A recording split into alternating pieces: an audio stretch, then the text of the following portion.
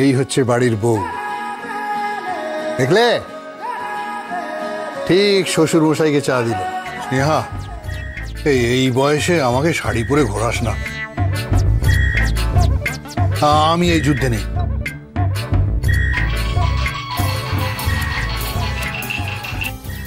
Hello, হ্যাঁ হ্যাঁ mister Agnidev বাবু, আর বলবেন না, বাড়ি একেবারে জমজমাট হয়ে উঠেছে। আমার মেয়ের বিয়ে ঠিক আগে বিশ্বকর্মা পুজো, বাড়িতে লড়াই চলছে। বিশ্বকর্মা পুজোর দিন ঘুড়ির লড়াই, মহারণ, বুঝলেন তো? ছেলে ভার্সেস মেয়ে। আমাদের বাড়ির পেছনে বাগান আছে, সেখানে ঘুড়ির লড়াই হবে। কম্পিটিশন বলতে পারে, ছেলে ভার্সেস মেয়ে। হ্যাঁ, একদিকে আমি, আমার 2 ছেলে, আমার ভাই, আমার অফিস স্টাফেরা, আর আমি হচ্ছে ক্যাপ্টেন। আর অন্যদিকে আমার বাড়ির বউরা, আমার মেয়ে, আর এদের ক্যাপ্টেন হচ্ছে আমার বাড়ির বড় বৌমা ঝিল। সব কাঁচের গুঁড়ো দিয়ে কি সব মিলিয়ে সুতোয় মাঞ্জা টাঞ্জা দেওয়া হচ্ছে, কি যে হবে কে জানে। হ্যাঁ, কি বললেন? পুরস্কার? আরে না মশাই, না, কোনো পুরস্কার নেই, তিরস্কার বলতে পারে একেবারে। যদি ছেলেরা যেতে তাহলে মেয়েরা টি শার্ট আর হাফ প্যান্ট পরে ঘুরবে, আর যদি মেয়েরা যেতে তাহলে ছেলেরা শাড়ি পরে ঘুরবে। আরে পাগল নাকি? ঝিল বললো অমনি যশোর তালে তাল দিয়ে বিশ্বকর্মা পুজোর দিন ঘুড়ি ওড়ানোর কম্পিটিশনে রাজি হয়ে গেল। না না, আমি এসবের মধ্যে নেই। মম মম মম ঝিল বৌদি এটা করেনি, উত্তেজনার মুহূর্তে ঝগড়া করতে করতে এটা হয়ে গেছে। আর এই মুহূর্তে যদি তোমরা পিছিয়ে যাও তাহলে কিন্তু তোমাদেরকে হারতে হবে। আচ্ছা, মামার বাড়ির আবদার না? শোনো, ছোট্টবেলা কোন এক দাদা ঘুড়ি ওড়াবার সময় আমাকে লাটাই ধরিয়েছিল। ওই ঘুড়ি আর লাটাই সম্পর্কে আমার এইটুকুই জ্ঞান, আমি এর বেশি কিছু জানি না, আমি কিচ্ছু পারবো না বাবা। আরে বাবা দিদি ভাই, তোমায় কিচ্ছু করতে হবে না, তুমি শুধু পেছনে দাঁড়িয়ে থাকবে, বুঝতে পেরেছো? আমি সবটা শুনে নিয়েছি। তুমি শুধু চিয়ার লিডার হিসেবে কাজ করবে। Cheer leader? হ্যাঁ, দেখো না আজকাল এই যে ফুটবল ম্যাচ, ক্রিকেট ম্যাচ, সব চিয়ার লিডাররা থাকে। হ্যাঁ, তাদের কাজ শুধু নাচ করা। হ্যাঁ, বেশি ভোগ করেছো না? এই বুড়ো বসে আমাকে নাচতে হবে না, আমি সব পাবো না, আমার দ্বারা সব হবে না। বাদ দাও তো। মম এখন পিছলে কিন্তু চলবে। রাইট, আমাদের দাবি মানতে হবে, মানতে হবে। আমাদের দাবি মানতে হবে, মানতে হবে। আরে আমি পারবো না। দাবি মানতে হবে, মানতে হবে। আরে আমাদের দাবি মানতে হবে, মানতে হবে। আমি ঘুরি, আমাদের দাবি মানতে হবে, মানতে হবে। আরে দূর বাবা, ছাড় তো, আমাকে হবে না, আমি সব পারবো না, যা পারবো না, যা। স্নেহা, স্নেহা, তোরা এখনই হার মেনে নে। এই ক্যাডারে এখন হার মানতে যাবো কেন? এখন তো লড়াই শুরুই হয়নি। আরে আরে মম এখনই পিছিয়ে পড়ছে। প্লিজ তুমি একটু রাজি হয়ে যাও না, এরপর ড্যাড আমাদের প্যাক দেবে। তোমার ড্যাড প্যাক দেবে? শোনো, তোমার ড্যাড কত ভালো ঘুড়ি ওড়ায় আমার সব জানা আছে, কিন্তু ওদের দলে ঘনশ্যামদা, রতন, বড়দা সবাই আছে, ওরা তো সবাই ভালো ঘুড়ি ওড়ায়। আরে দূর পাগল, আমাদের দলে তো দারুণ খেলোয়াড় আছে। তাই নাকি? কে রে? ঝিল।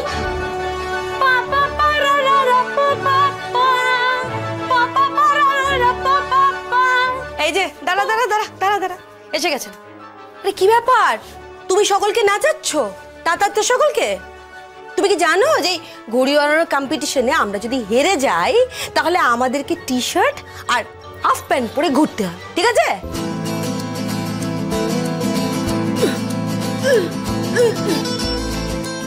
দিদি ভাই, ঝিল বলছে যে জেতাটা কোনো ব্যাপারই নয়।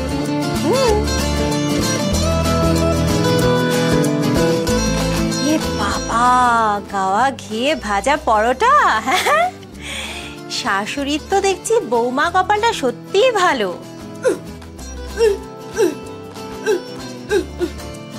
ও আচ্ছা, ঠিক আছে। ঝিল বলছে যে আমাদের চিন্তা করার কোনো দরকার নেই, ও যখন আছে ডোন্ট ওয়ারি।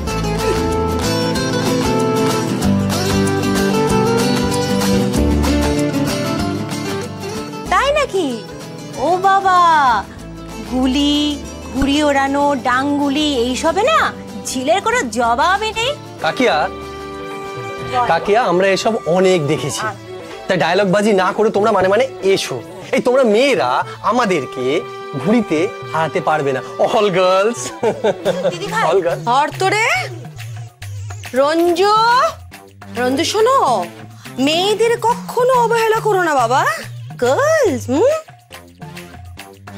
তুমিও কিন্তু এই গার্লের পেটেই জন্মেছো। Absolutely. We are all moms. এটাই তো চেয়েছিলাম মম। চলো চলো আমরা কোমর বেঁধে লেগে পড়ি। বাজি বাজি ঝিল, আরে এদিকে এসো, হাত দাও, হাত। আরে হাত কি কি হলো? কি দেখছো? হ্যাঁ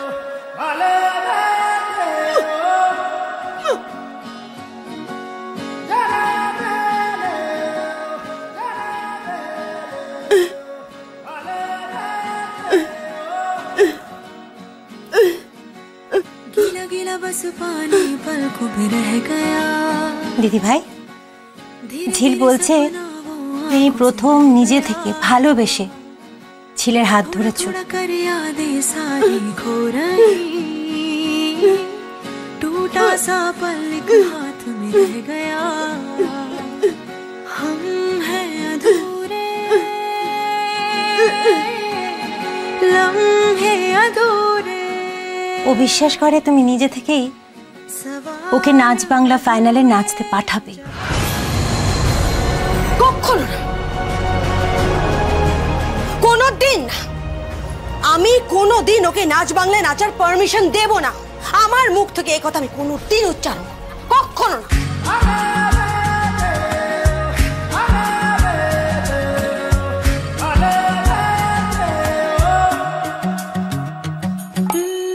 नीला नीला बस दिल का जख्म वो रह गया, जरा जरा कर सारा हौसला बह गया। দিদি ভাই মেয়েটা কিন্তু খুব চালাক। দেখো এইভাবে পট্টি পরিয়ে না ও ঠিক নাচ বাংলার ফাইনালে নাচতে যাবে, আর তুমিও ওকে ঠিক পারমিশন দেবে।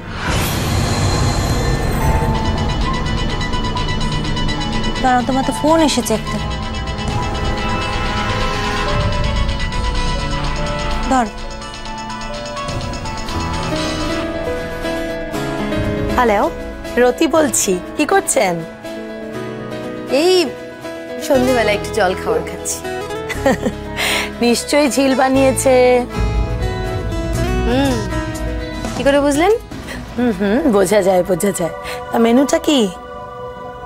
ওই গাওয়া ঘিয়ের পরোটা আর ঝিল লিভার কারি বানিয়েছে, কিন্তু আমি তো লিভার কারি খাই না, তাই আমার জন্য আলুর দম। বউয়ের সেবা খাওয়া হচ্ছে তো ভালো ভালো, তবে খুব সাবধান, ওকে বিশ্বাস করবেন না, খুব চালাক মেয়ে। এনিওয়ে মিসেস মুখার্জি, আমাদের ফ্যাক্টরিতে বিশ্বকর্মা পুজো আছে, আপনাদের কিন্তু সবাইকে আসতে হবে। আরে আমাদের অফিসেও তো বিশ্বকর্মা পুজো আছে। ইনফ্যাক্ট আমি ভেবেছিলাম যে আমি আপনাদেরকে নিমন্ত্রণ করব। এবার আসুন প্লিজ।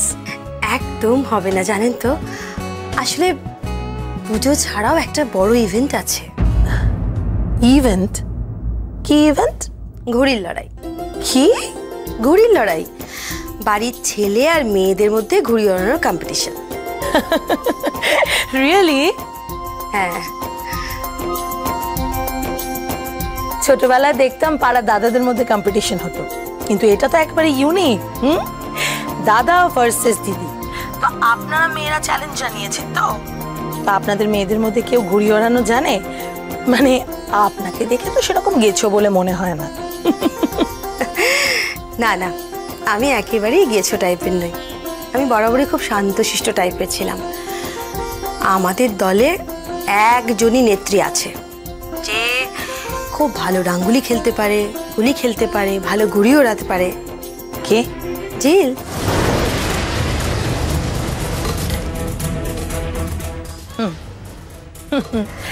হ্যাঁ, দেখেই বোঝা যায় খুব গেছো মেয়ে, খুব তেজ মেয়ের। ওকে দেখেই বোঝা যায় জানেন, এবারই ও বাড়ির পাঁচিল টপকেছে, ছাতে উঠেছে, পুকুরে ঝাঁপ দিয়েছে, গাছে উঠেছে। এনিওয়ে, তাহলে তো আর কিছু করার নেই, বিয়ের আগে কারোর সঙ্গেই দেখা হবে না আমাদের। অবশ্য এর মধ্যে যদি না কোনো নতুন প্রয়োজন এসে পড়ে, মিসেস মুখার্জি, মিস্টার মুখার্জিকে একবার আমার কথাগুলো মনে করিয়ে দেবেন। হ্যাঁ হ্যাঁ, আমার এক লয়ার দাদা আছে, আমি তার সঙ্গে কথা বলেছি। উনি আমার সঙ্গে একমত। বিয়ের আগে সম্পত্তি নিয়ে একটা কনফার্মেশন আমাদের তরফ থেকে অবশ্যই চাই। বুঝতেই তো পারছেন টাকা পয়সা খুব খারাপ বিষয়।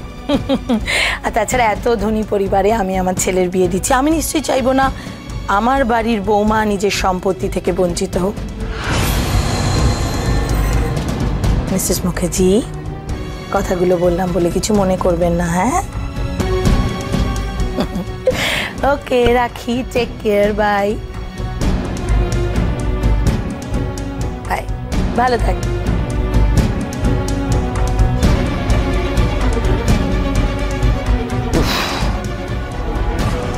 সত্যি তোমরা মেয়েরা পারো বটে, এভাবে কেউ কথা বলে? তাহলে কিভাবে বলতাম অগ্নি?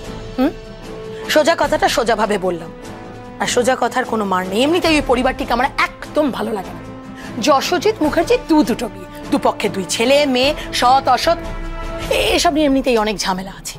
তার উপরে ওর একটা ভাই, মাঝখান থেকে আমার ছেলে না গোটা সম্পত্তি থেকে বঞ্চিত হয়। আরে বাবা, তোমার ছেলের কিসে অভাব আছে শুনি? অভাব নেই তো কি হয়েছে, তা বলে কি আরো বেশি আসবে না? আসবে, লক্ষ্মী আসবে। আর লক্ষ্মী যখন আমার ঘরের বউ হয়ে আসবে তখন ধন সম্পত্তি এমনিই চলে আসবে। শোনোনি, দেবীর গজে আগমন। বাড়ির দেবী আসুক না গজে, আর তা যদি না আসে একেবারে দোলায় বিদায়। মরক অগ্নি মরক, না থাকবে বাড়ির বউ, আর না থাকবে তার বাপের বাড়ি।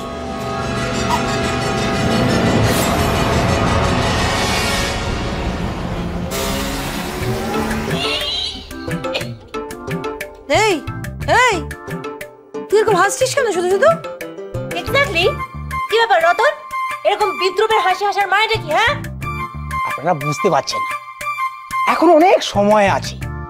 আমি বলি কি, এই ঘুড়ির লড়াই থেকে আপনারা নামটা তুলেন, বুহারা হারবেন, শেষমেশ বাণিজ্য সব যাবে। রতন, রতন, তুই আমাকে হুমকি দিচ্ছিস? আমাকে না, আরে ঘুড়ির লড়াইতে হুমকির কোনো ব্যাপারই নেই। এই দেখো, আমার সাথে কি আছে? এই বাড়ির মালিক মানে বড় বাবু আমার পাশে আছে, হ্যাঁ, যার কথায় এই সংসারটা চলে। আর কে আছে? রঞ্জু দাদা বাবু, সঞ্জু দাদা বাবু, ঘনশ্যাম দাদা, আর কে? আমি নিজে। আচ্ছা, তেমনি আমার দলে আমি আছি, হ্যাঁ। তারপর রাকা রাকা আছে, তারপর দিঘি, হ্যাঁ দিঘি আছে, ও স্নেহা স্নেহাও আছে। ঝিল বদিমণি কাছে এসে দাঁড়ালো। আমার আর কোনো কথা বলার জয়ই নেই, আমি আপনার সাথে কোনো ঝগড়া করব না। তবে হ্যাঁ, একটা কথা ভেবে আমার খুব হাসি পাচ্ছে। আমি স্পষ্ট দেখতে পাচ্ছি আপনারা হাফ প্যান্ট আর জামা পরে এই বাড়িতে left right left right left right left right করছেন। তোকে আমি আজকে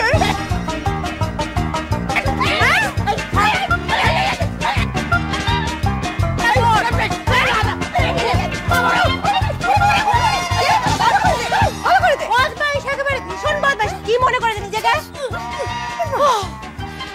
আর বলো না। রতন রতন কি বলছে জানো? বলছে ঘুড়ির লড়াইয়ে আমরা সবাই নাকি, আমরা মেয়েদের টিমটা সবাই নাকি হেরে যাব, আর তারপরে হাফ প্যান্ট আর শার্ট পরে আমরা নাকি প্যাড করবো।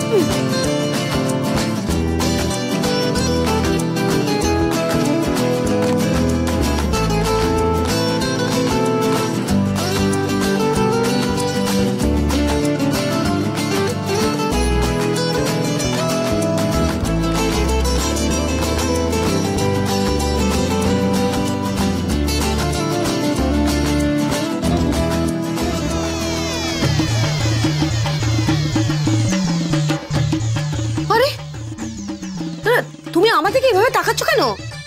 আমি কোনোদিন এসব কাজ করেছি? আমি জীবনে কোনোদিন ঘুড়ি উড়িয়েছি? দিদি ভাই ঝগড়া করছো কেন বলো তো? যেটা বলছে সেটা ভালো করে শেখো না, কিছুই তো করতে হয় না, সংসারে তো তুমি কুটোটি নাড়ো। কি বললি? না কি বললি তুই? আমাকে সংসারে কুটোটি নাড়তে হয় না? না কথাটার মানেটা কি? তুই কি বললি আমাকে? উফ বাবা, কিচ্ছু বলিনি, তুমি মন দিয়ে শেখো।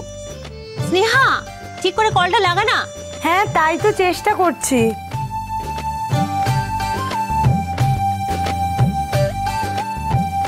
ওই দেখ না, দেখ দেখ ঝিলার দিকিকে দেখ, দুই কলোনির মেয়ে কি সুন্দর বসে বসে ঘুড়িতে কল পড়াচ্ছে।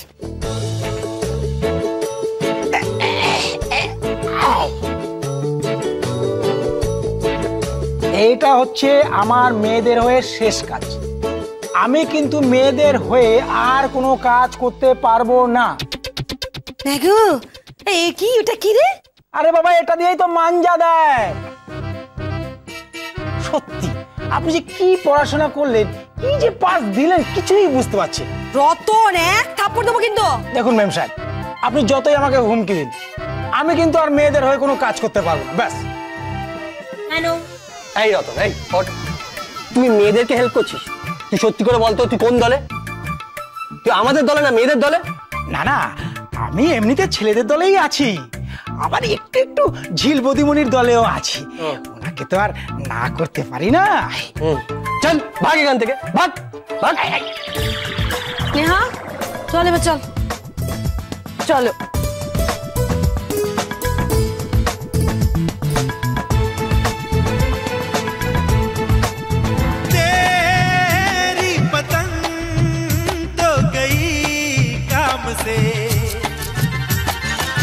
कैसे कटी उड़ी थी शान से, चल सरक खिसक, तेरी नहीं थी वो पतंग, वो तो गई किसी के संग संग संग। हम न कर घुमा फिर के तू फिर से घर घर, आसमां है तेरा प्यार हौसला बुलंद कर।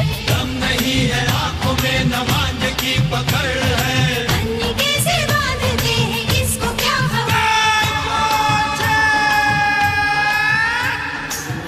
সঞ্জু, যতক্ষণ না পর্যন্ত ঘুড়ির লড়াই শেষ হচ্ছে ততক্ষণ পর্যন্ত নো প্রেম, ওকে?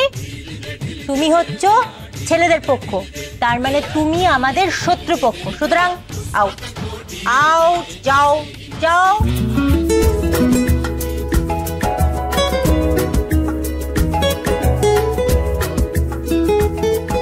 ঝিল চলো চলো।